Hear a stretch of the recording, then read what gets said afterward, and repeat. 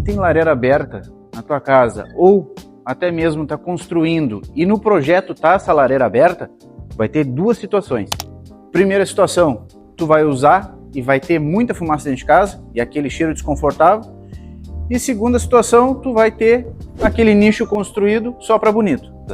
Ou até mesmo tá num projeto e teu arquiteto tá na dúvida se constrói a de alvenaria ou não, traz para mim, eu analiso o teu projeto, vejo o caso da tua lareira para ver qual modelo se adequa em cada ambiente. Eu te ajudo desde a escolha da lareira, a parte da instalação, funilaria e o primeiro teste. Então, se tu quer o modelo certo para tua casa e tem certeza que tu quer colocar um calefator comigo, eu vou deixar o meu número aqui embaixo e tu vai encontrar a solução completa. Charles da Livre Aquecimento.